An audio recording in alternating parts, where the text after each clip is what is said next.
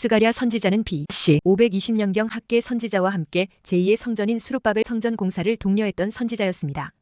그는 아주 젊은 나이에 하나님의 부르심을 받아 선지자가 되었는데 그의 나이 약 20세쯤이었습니다. 그런데 그가 보았던 환상들은 그가 감당하기에는 너무나 벅찬 것들이었습니다. 스가랴서는 내용상 크게 환상과 예언으로 구분됩니다. 전반부는 성전 건축에 관한 환상들이 주류를 이루며 후반부는 메시아의 예언들로 구성되어 있습니다. 성전 건축에 관한 환상은 스가랴 1장에서 6장까지입니다. 여기에 8가지 환상이 나옵니다. 그리고 그 중간에 베델 사람들이 물어본 금식에 관한 질문들과 그 답변이 들어 있습니다. 그것이 스가랴 7장, 8장입니다. 7장은 금식, 8장은 회복에 대한 메시지입니다. 이어서 메시아의 공생애와 재림에 관한 예언을 했는데 그것이 스가랴 9장에서 14장까지입니다. 오늘은 본문은 메시아에 관한 예언들 가운데 메시아의 재림에 관한 예언을 말하고 있습니다. 그런데 스가랴서에 나오는 메시아에 관한 예언이 많이 나오고 있습니다. 그 중에 메시아의 신분에 관한 예언이 스가랴 3장, 6장, 9장, 13장에 나옵니다. 그리고 메시아의 공생애와 순환에 관한 예언이 스가랴 9장에서 13장까지 나옵니다. 그리고 메시아의 재림에 관한 예언이 스가랴 14장에 나옵니다. 그 중에 메시아의 신분에 관한 예언에는 3가지가 있는데 그것은 싹에 대한 예언이 스가랴 3장, 6장에 나옵니다. 또 왕 되신 메시아에 대한 예언이 스가랴 9장에 나옵니다. 또한 목자에 대한 예언이 스가랴 13장에 나옵니다. 한편 스가랴를 요한계시록과 비교해서 견주어 보면 다음과 같습니다. 스가랴가 보았던 스가랴 1장에 나오는 첫 번째 환상인 붉은 말과 자줏빛 말, 흰 말 환상과 스가랴 6장의 8번째 환상인 붉은 말과 흰 말과 검은 말과 어룽진 말. 환상은 요한계시록 6장에 나오는 4가지 종류의 말인 흰 말, 붉은 말, 검은 말, 청황색 말 탄자들과 비슷합니다. 또한 스가랴의 두 번째 환상인 4뿔에 관한 예언은 요한계시록 12장, 13장, 17장에 나오는 10뿔에 대한 배경으로 등장하고 있습니다. 여기서 뿔은 세상의 권세를 상징합니다. 또 스가랴의 세 번째 환상인 스가랴 2장의 측량줄을 잡은 소년의 환상은 요한계시록 11장에 등장하는 하나님의 성전을 측량하는 사도 요한의 모습과 흡사합니다. 그리고 스가랴의 5번째 환상인 7개의 순금등대와 2 감람나무의 환상은 요한계시록 1장에서 3장에 나오는 7금 촛대와 소아시아 7교회와 연결이 되어집니다.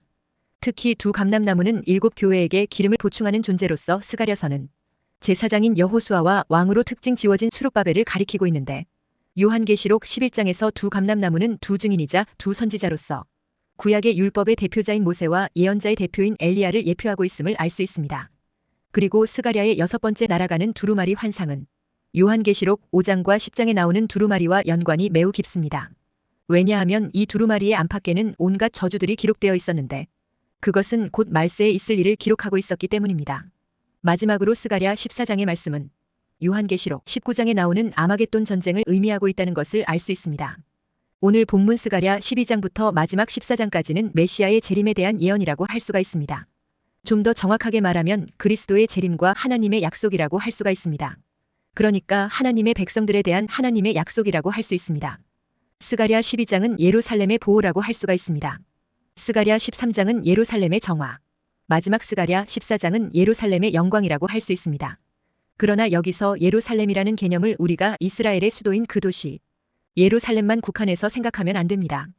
예루살렘은 일종의 상징입니다. 그것은 하나님의 백성들의 상징이라고 할 수가 있습니다. 예루살렘을 보호하겠다는 것은 이스라엘 백성들을 보호하시겠다는 약속입니다.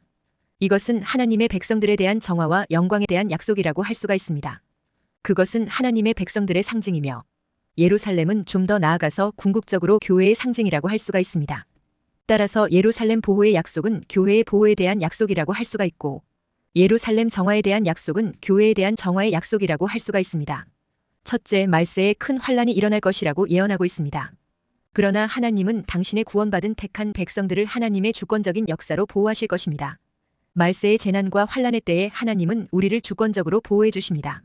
오늘 본문 2절에 보라 내가 예루살렘으로 그 사면 모든 민족에게 취하게 하는 잔이 되게 할 것이라. 예루살렘이 애워싸일 때에 유다에까지 이르리라 했습니다.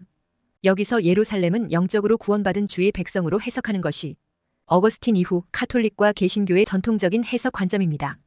그래서 말세에 믿는 성도들인 교회가 세상에 의해 애워싸여 공격을 받을 것이라는 해석을 하는 것입니다. 그러나 유대인들은 이 말씀을 유대인인 자신들로 간주하고 있습니다. 여기 나오는 예루살렘을 영적으로 해석하여 기독교 신자나 교회로 해석을 하느냐, 아니면 문자적으로 해석하여 이스라엘로 해석하느냐 하는 것은 종말 상황에 대한 해석이 완전히 달라지게 할 수 있습니다. 그런데 절충하여 양면의 해석이 동시에 필요할 수도 있습니다. 그런데 이 본문을 유대인들과 완전히 상관이 없는 것으로 해석하는 관점은 오늘날 일어나는 사건들을 볼 때 설득력을 잃어간다고 할 수 있습니다. 지금 전 세계의 이목이 가장 집중되고 있는 곳이 있다면 바로 이스라엘일 것입니다. 지난 2023년 10월 7일 하마스의 침공으로 발발한 이스라엘과 하마스 간 전쟁 상황이 스가랴의 예언에서 이스라엘을 배제하기 어렵다는 것을 더욱 분명히 해주고 있습니다. 그런데 이런 전쟁 상황에 대해 정작 기독교에서는 이스라엘에 대해 무관심하거나 성경의 예언과 연결지어 말하지 못하고 있는 실정입니다. 그 원인은 이스라엘 대체 신학의 영향에서 찾을 수 있습니다. AD 70년경 이스라엘 국가가 로마 제국에 의해 멸망당함으로써 영토를 잃고 세계 각지로 흩어진 뒤 로마 카톨릭은 이스라엘 대체 신학의 체계를 정립하였는데 그 중심에 어거스틴이 있었습니다. 로마 카톨릭의 영향을 받은 개신교도 이스라엘을 교회로 대체하는 신학에서 벗어나지 못하게 됩니다. 그 후 종교 개혁을 시작한 마틴 루터와 칼빈마저도 대체 신학의 영향을 벗어나지는 못했습니다. 대체 신학이 가르쳐온 것은 이스라엘은 하나님으로부터 버려졌고 교회가 그것을 대체하였다는 것입니다. 그래서 하나님이 약속하신 모든 유업이 이제는 영적 이스라엘인 교회에게 주어졌다는 것입니다. 이러한 대체 신학적 관점이 문제가 되는 것은 성경의 가르침과는 달리 더 이상 하나님의 계획 속에 이스라엘 민족이 없다고 여기게 함으로써 이스라엘에 관한 마지막 때의 예언들을 교회에 대한 상징으로 전부 바꿔버렸다는 것입니다. 이 때문에 이사야, 스바냐, 스가랴, 에스겔, 다니엘, 요한계시록 등 수많은 예언서들에 나오는 이스라엘에 관한 예언의 말씀들을 읽을 때마다 이스라엘을 교회로 적용하여 상징적으로 해석해온 것입니다. 그렇다면 성경은 뭐라고 말하고 있습니까? 하나님이 이스라엘 민족에 대해 무엇라 말씀하셨는지, 과연 그들이 버림받은 민족이며 이방교회가 그들을 대체했다고 말씀하고 있는 것일까요? 레위기 26장 44절에 그런즉 그들이 그들의 원수들의 땅에 있을 때에 내가 그들을 내버리지 아니하며 미워하지 아니하며 아주 멸하지 아니하고 그들과 맺은 내 언약을 폐하지 아니하리니 나는 여호와 그들의 하나님이 됨이니라 했습니다. 또 열왕기상 6장 13절에 내가 또한 이스라엘 자손 가운데에 거하며 내 백성 이스라엘을 버리지 아니하리라 하셨더라 했습니다. 이렇게 이스라엘을 아주 멸하지 아니하고 버리지 아니하리라 했습니다. 세계에 흩어진 이스라엘을 하나님은 다시 가나안에 모으신다고 했습니다. 에스겔 28장 25절에 주 여호와께서 이같이 말씀하셨느니라. 내가 여러 민족 가운데에 흩어져 있는 이스라엘 족속을 모으고 그들로 말미암아 여러 나라의 눈앞에서 내 거룩함을 나타낼 때에 그들이 고국 땅 곧 내 종 야곱에게 준 땅에 거주할지라 했습니다. 이 말씀은 바벨론 포로 때에도 성취되었고 오늘 우리 시대에도 성취되었습니다. 1948년 국제연맹에 의해 이스라엘이 기적적으로 나라를 다시 건국하게 되었고 고토에 돌아온 수백만의 이스라엘 민족이 현재 그곳에 살고 있습니다. 이쯤 되면 스가랴가 예언한 이스라엘을 교회로 대체하는 대체 신학은 다시 재고해 보아야 할 부분이 있다고 보여집니다. 대체 신학의 틀에 갇혀 있으면 스가랴 예언의 이스라엘을 실제 이스라엘이 아닌 상징으로 해석하여 이방인 교회라고 보는 것입니다. 그렇게 되면 3절이 난해 구절이 됩니다. 그날에는 내가 예루살렘을 모든 민족에게 무거운 돌이 되게 하리니 그것을 드는 모든 자는 크게 상할 것이라. 천하만국이 그것을 치려고 모이리라 했습니다. 그러면 또 상징적이고 추상적인 해석을 해야 하는 것입니다. 결국 이런 해석이 예수님의 재림 이정표가 되는 예언 성취들을 볼 수 없게 만드는 것입니다. 나아가 이스라엘 민족의 상황을 우리와 관계없는 일로 치부하게 되는 것입니다. 그런데 사도 바울은 이스라엘이 구원과 복음에 대해 어떤 관계가 있는지 분명하게 말해줍니다. 로마서 11장 1절에 그러므로 내가 말하노니 하나님이 자기 백성을 버리셨느냐 그럴 수 없느니라 나도 이스라엘이며 아브라함의 씨에서 난 자요 베냐민 지파라 했습니다. 로마서 11장 11절에 그러므로 내가 말하노니 그들이 넘어지기까지 실족하였느냐 그럴 수 없느니라. 그들이 넘어짐으로 구원이 이방인에게 이르러 이스라엘로 식인하게 함이니라 했습니다. 로마서 11장 24절에 내가 원 돌감람나무에서 찍힘을 받고 본성을 거슬러 좋은 감람나무에 접붙임을 받았으니 원가지인 이 사람들이야 얼마나 더 자기 감람나무에 접붙이심을 받으랴 했습니다. 대체 신학의 영향에서 벗어나 스가랴 예언 속의 이스라엘을 문자 그대로 볼 때 난해 구절의 예언이 문자적으로 성취되는 것을 볼 수 있습니다. 그리고 우리는 접붙이심을 받은 자들이라고 바울이 분명하게 알려주고 있습니다. 둘째, 하나님은 환난 가운데서 택한 주의 백성들이 승리하도록 도우십니다. 지금 하마스와 이스라엘 간의 갈등으로 이스라엘 문제는 그 사면 모든 민족에게 취하게 하는 잔이 되고 세계 모든 민족에게 무거운 돌이 되어 있습니다.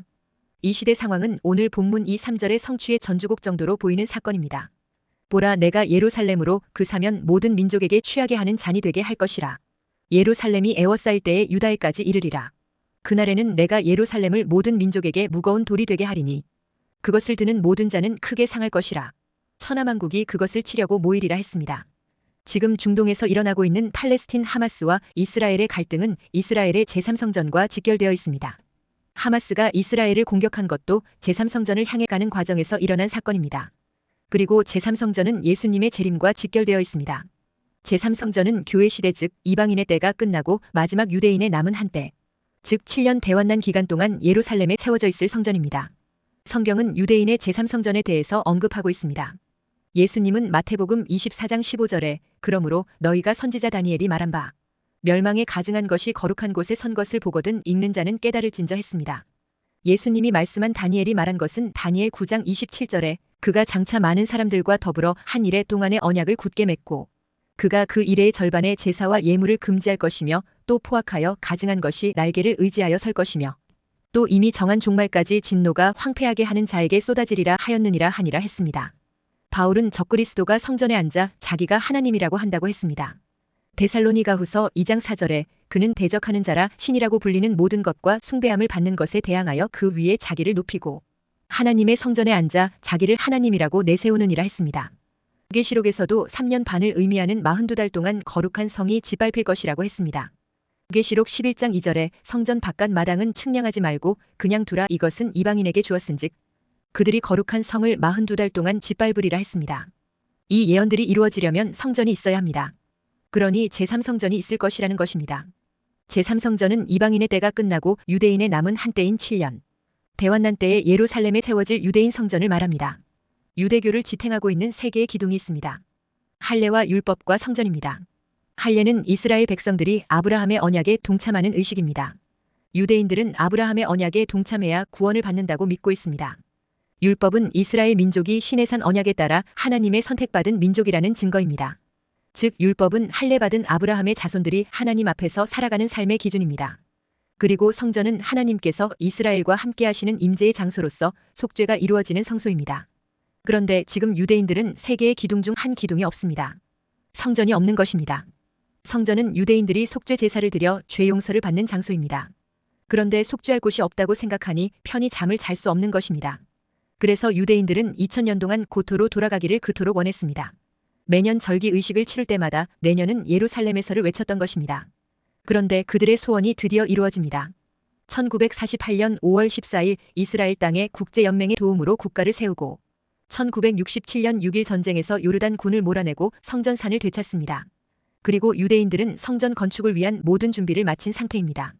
성전 설계도 건축자재, 번제단 등 모든 성전 기물과 대제사장을 비롯한 제사장들과 성전 봉사를 담당할 레위인들까지 다 훈련을 마쳤습니다. 그런데도 유대인들은 아직도 성전을 건축하지 못하고 있습니다. 그 이유는 그 성전산에 위치한 두 개의 이슬람교 사원 때문입니다. 하나는 황금도민 오마르 사원과 마호멧이 승천했다고 주장하는 아크사 모스크 사원입니다. 만일 유대인들이 자신들의 성전을 짓겠다고 두 사원 중에 하나를 헐면 그 순간 전쟁이 일어나고 그 전쟁은 유대교와 이슬람교 어느 한쪽이 다 소멸되어야 끝나는 종교 전쟁이 됩니다. 이번에 하마스의 기습 공격에 대해 하마스 지도자는 아크사 모스크를 방어하기 위한 것이라며 이스라엘의 제3성전 재건 시도를 막기 위한 일환이라고 주장하므로 이슬람권의 지지를 받았던 것입니다. 그런데 최근에 고고학자들에 의해 고대 예루살렘 성이 발굴되면서 현 이슬람교 사원들이 세워져 있는 성전산은 로마 군대의 안토니오 요새였으며 이스라엘 성전은 성전산 600m 남쪽 아래에 위치해 있었다는 고증이 나옵니다. 그리고 이 고증을 이스라엘 사네드린이 받아들입니다. 그리고 사네드린은 성전 재건 작업에 착수하면서 트럼프와 푸틴에게 제2의 고레스가 되어달라고 부탁하여 긍정적인 답변까지 받아내기도 했었다고 합니다. 유대인의 성전 건축 때문에 유대교와 이슬람교의 갈등이 있었는데 그것을 근본적으로 해결하고 중동의 평화를 가져오는 일이 된다는 명분이 될 수 있게 되었습니다. 문제는 분위기 조성입니다. 지금의 양쪽의 팽팽한 긴장과 전쟁으로 인해 피곤이 누적되면 새로운 지도자가 등장하면서 이 문제를 해결하고 예수님 재림 시의 제3성전이 현실이 될 가능성이 높아졌습니다. 셋째, 하나님은 연약한 자를 보호하시고 강하게 하셔서 세상과 대적을 이기게 하십니다. 종말의 날인 그날에 하나님은 택한 백성들을 특별하게 보호하실 것이라고 말씀하십니다. 스가랴 12장부터 마지막 14장까지 자주 나오는 단어가 그날에 라는 말입니다.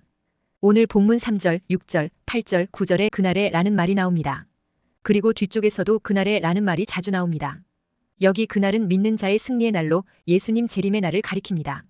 이날에 하나님과 하나님의 나라를 대적하는 자들이 심판을 받는 날이기도 합니다. 그리고 그 심판의 과정에서 하나님은 당신의 백성들은 보호하신다는 약속을 하고 있습니다. 그래서 특히 스가랴 12장에는 보호라는 말이 많이 나옵니다. 오늘 본문 8절에 그날에 여호와가 예루살렘 주민을 보호하리니 그 중에 약한 자가 그날에는 다윗 같겠고 다윗의 족속은 하나님 같고 무리 앞에 있는 여호와의 사자 같을 것이라 했습니다. 본문 1절부터 9절까지는 환경적 보호를 약속하고 있습니다. 그리고 10절부터 14절까지는 내면적 보호, 즉 영적 보호를 약속하고 있습니다.